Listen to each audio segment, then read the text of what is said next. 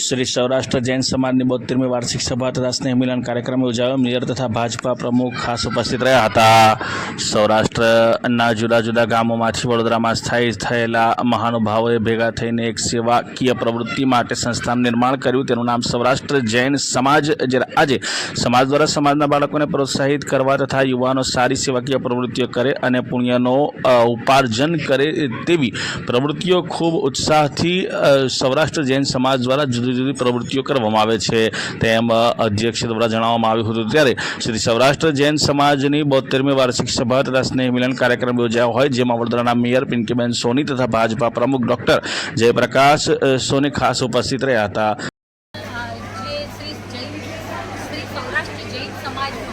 આજે જે વાર્ષિક સભા હતી તો સાથે સાથે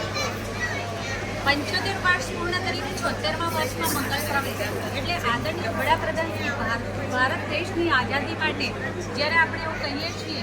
કે આઝાદીના અમૃત મહોત્સવમાં જ્યારે આ જૈન સમાજ પણ 75 વર્ષ પૂર્ણ કરી અને 76મા વર્ષના મંગળ પ્રવેશ એટલે કે તેમના પણ અમૃત મહોત્સવને નિમિત્તે આજે સૌ ભેગા થઈ અને ઉજવણી કરી। જૈન સમાજ જે અહિંસા પરમો ધર્મ સંસારના સૃષ્ટિના કોઈ પણ જીવને કોઈ જ પ્રકારની તકલીફ ન પડે એની ચિંતા રાખી અને જ્યારે આ સમાજ આગળ વધી રહ્યો છે,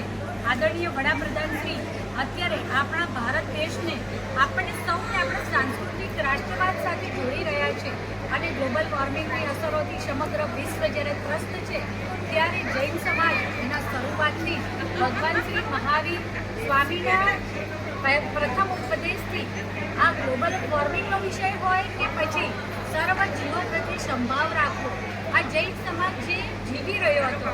એ વસ્તુને અત્યારે આદરણીય વડાપ્રધાનશ્રીએ સમગ્ર દેશના સારા અને સુંદર ભવિષ્ય માટે કેટલીય વસ્તુઓ એમનાથી અપનાવી છે। નાના બાળકો જ્યારે કોઈ જીવને નુકસાન ન થાય તે માટે ફટાકડા ન ફોડે। આ પોલ્યુશનના કારણે આજે ગ્લોબલ વોર્મિંગની અસરોથી સમગ્ર વિશ્વ ત્રસ્ત છે, તો આ પોલ્યુશન પર કંટ્રોલ કરવા માટે જૈન ધર્મના શરૂઆતથી આના પ્રયોજનો કરવામાં આવ્યા હતા। તો સાથે સાથે ધાર્મિક પરંપરા પોતાની પછીની પેઢીને એના પછી આવનાર પેઢીને એટલે કે ભવિષ્યના વિશ્વના સર્જનમાં જૈન સમાજ પોતાના ધર્મને પોતાના સાંસ્કૃતિક રાષ્ટ્રવાદને બાળકોના મૂળમાંથી કહેવાય છે કે બાળક